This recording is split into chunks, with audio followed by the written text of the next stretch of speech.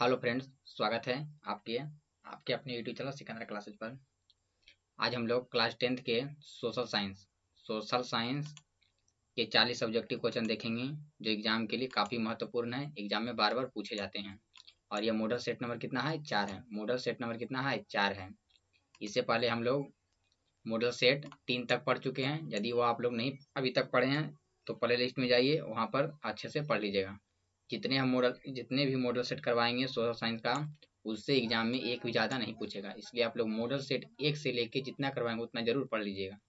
चलिए देर न करते हुए शुरू करते हैं। यदि आप लोग चैनल पर नए हैं तो चैनल को सब्सक्राइब जरूर कर लीजिएगा। चलिए पहले क्वेश्चन की ओर। कहा, लाल सेना का गठन किसने किया था? लाल सेना का गठन किसने किया था? एग्जाम के लिए काफी महत्वपूर्ण है, 1-2 बार पूछा हुआ भी है। चलिए तो किसने किया था? ट्रॉटस्की।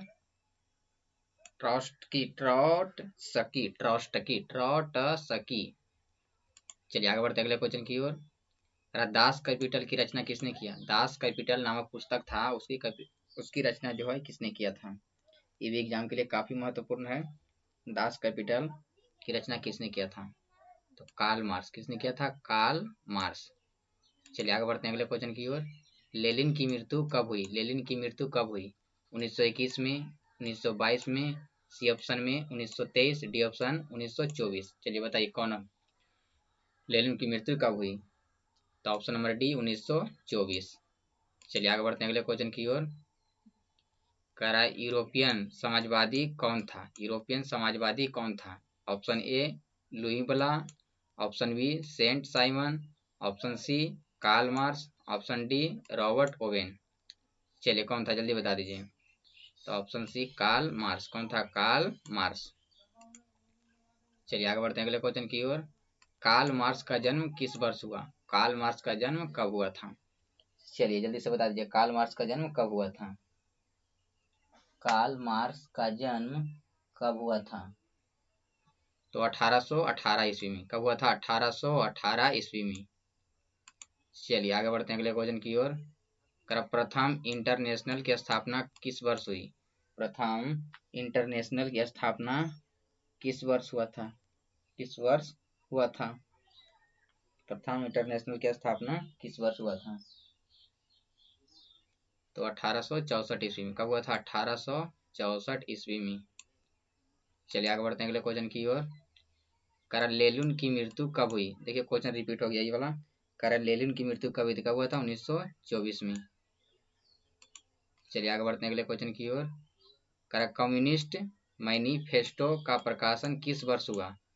कम्युनिस्ट मैनिफेस्टो का प्रकाशन किस वर्ष हुआ?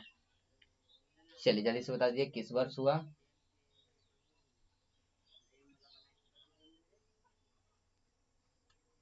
तो 1848 ईस्वी। कब हुआ था? 1848 ईस्वी। चलिए आगे बढ़ते हैं अगले क्वेश्चन की ओर। अप्रैल 33 किसने तैयार की थी? अप्रैल तीथिस अप्रैल थीसिस किसने तैयार की थी? तो लेनिन ने। किसने तैयार किया था? लेनिन ने। अप्रैल थीसिस किसने तैयार किया था? लेनिन ने। यहाँ पर चलिए आगे बढ़ते हैं अगले क्वेश्चन की ओर। यहाँ पर एक क्वेश्चन और बता दे रहे हैं जो एग्जाम के लिए काफी महत्वपूर्ण है।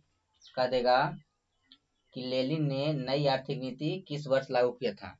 लेनिन ने नई आर्थिक नीति कब लागू किया था? यहाँ पर देखिए, यहाँ क्वेश्चन छूट गया था, यहीं पर यही था। लेनिन ने नई आर्थिक नीति किस वर्ष लागू किया? यहाँ पर मृत्यु नहीं बल्कि पूछेगा लेनिन ने नई आर्थिक नीति किस वर्ष लागू किया था? नई आर्थिक नीति किस वर्ष लागू किया था?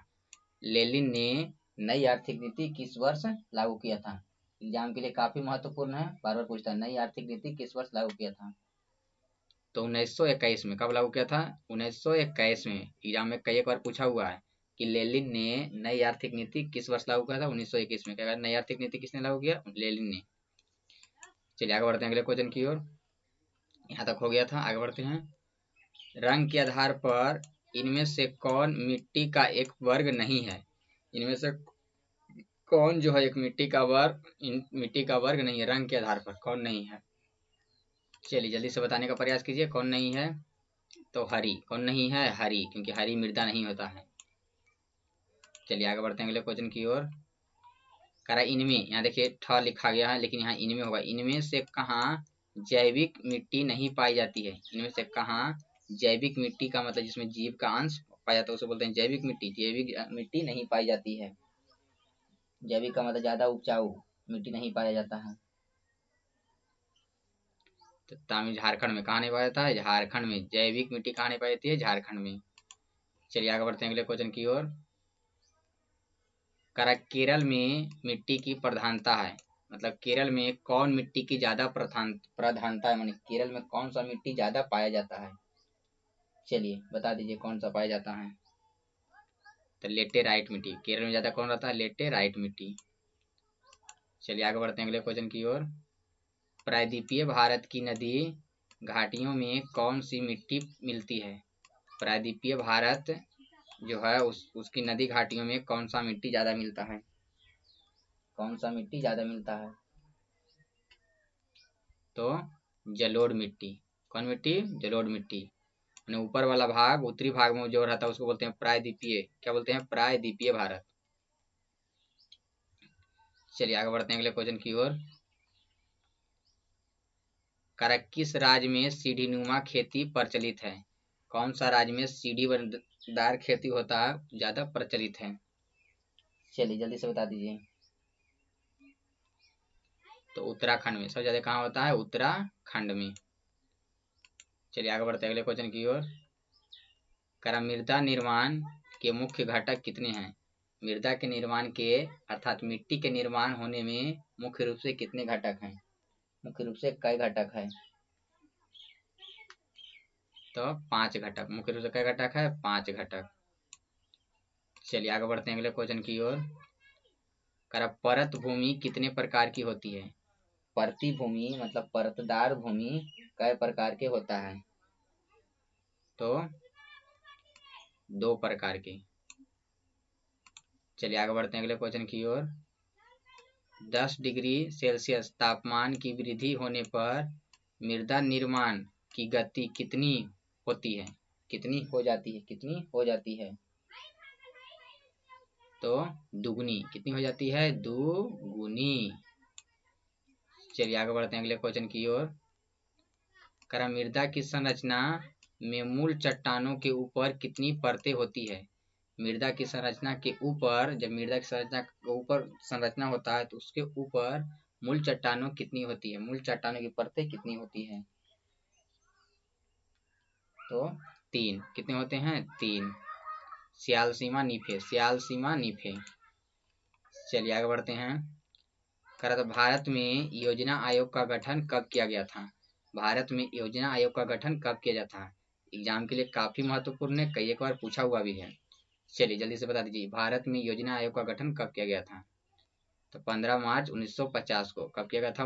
15 मार्च 1950 को। चलिए आगे बढ़ते हैं। भारतीय संघ में किस राज्य को विशेष दर्जा प्राप्त है? इनमें से भारतीय संघ में सब विशेष राज्य का दर्जा किसको प्राप्त है? किसको प्राप्त है? किसको है? तो जम्मू कश्मीर को। किसको है? जम्मू कश्मीर को। चलिए आगे बढ़ते हैं अगले क्वेश्चन की ओर। भारत में सर्वोच्च न्यायालय के मुख्य न्यायाधीश की नियुक्ति कौन करता है?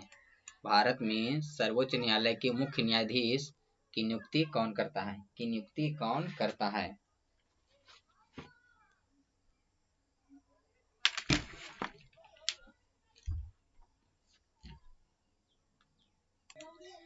चलिए कौन करता है नियुक्ति? कौन करता है?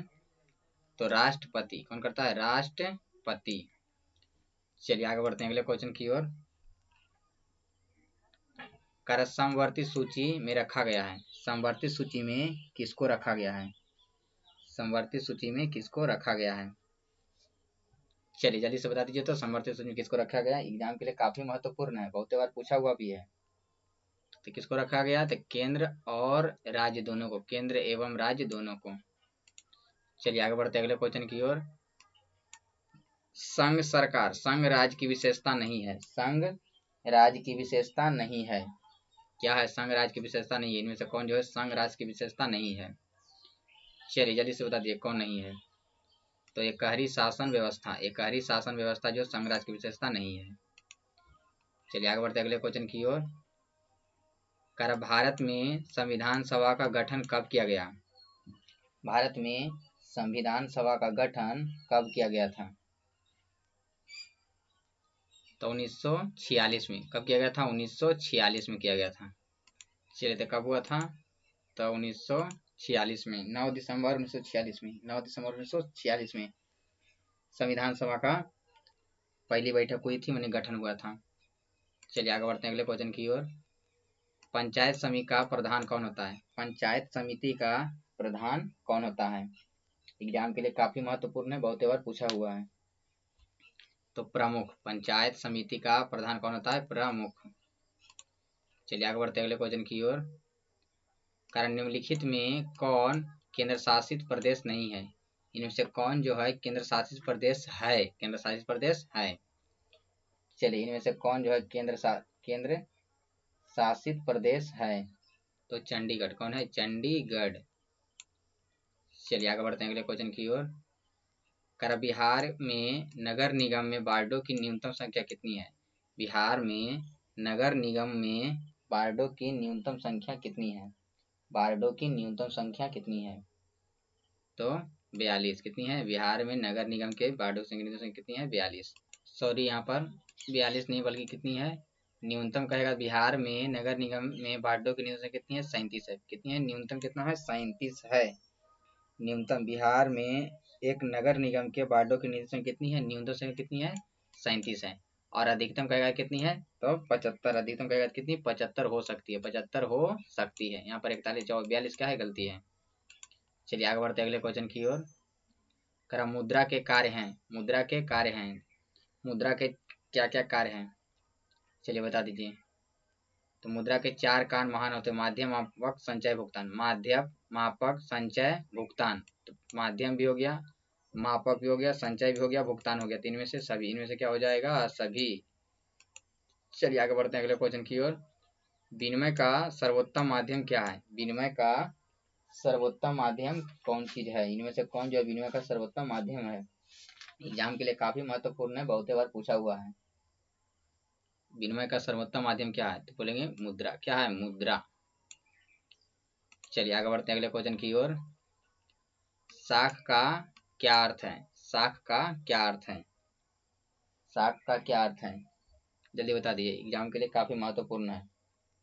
तो विश्वास करना, ऋण लौटाने की क्षमता रखना। इनमें से मैंने ए और बी क्या हो जाएगा? दोनों राह होना चाहिए। चलिए आगे बढ़ते अगले क्वेश्चन की ओर। इनमें कौन विधि ग्राही मुद्रा नहीं है? विधि ग्राह मुद्रा नहीं है। इनमें से कौन जो है विधि ग्राह मुद्रा नहीं है? विधि ग्राह मुद्रा नहीं है। तो 10 रुपये का नोट। 10 रुपये का नोट। चलिए आगे बढ़ते हैं अगले क्वेश्चन की ओर। एटीएम का अर्थ क्या है? एटीएम का अर्थ क्या होता है? यदि इसका इंग्लिश बात किया जाए तो एटीएम का अर्थ होता है automatic teller machine. Automatic teller machine मतलब स्वचालित मशीन। स्वचालित मशीन। स्वचालित टेलर मशीन। स्वचालित teller machine. Automatic teller machine अर्थात स्वचालित टेलर मशीन। तो ऑप्शन में कौन जाएगा? ए। चलिए आगे बढ़ते अगले क्वेश्चन की ओर। इनमें से कौन मुद्रा का साख पत्र नहीं है? इनमें से कौन जो है मुद्रा का साख पत्र नहीं है? एग्जाम के लिए काफी महत्वपूर्ण है। कौन नहीं है? तो चित्र मुद्रा। कौन मुद्रा है? चित्र मुद्रा नहीं इसमें है। चलिए आगे बढ़ते हैं अगले क्वेश्चन की ओर। रूस की मुद्रा है। रूस का मुद्रा क्या है? रूस का मुद्रा क्या है? तो रूबल। रूस का मुद्रा क्या है? रूबल। कुछ है? रूबल है। चलिए आगे बढ़ते हैं अगले क्वेश्चन की ओर। विनिमय का सर्वोत्तम माध्यम क्या है? विनिमय का सर्वोत्तम माध्यम क्या है? 2 बार क्वेश्चन आ गया, रिपीट हो गया। तो क्या है? तो मुद्रा है। चलिए आगे बढ़ते अगले क्वेश्चन की ओर। साख का संबंध है। तो साख का संबंध किससे है? साख का संबंध किससे है? किससे है? तो विश्वास से। किससे है? विश्वास से। चलिए आगे बढ़ते हैं अगले क्वेश्चन की ओर। इनमें से कौन भारत का सूखा क्षेत्र माना जाता है? किसको जो है भारत का सूखा क्षेत्र हम लोग मानते हैं? इनमें से किसको हम लोग भारत का सूखा क्षेत्र के नाम से जानते हैं, सूखा क्षेत्र के रूप में मानते हैं? चलिए जल्दी से बता दीजिए किसको मानते हैं।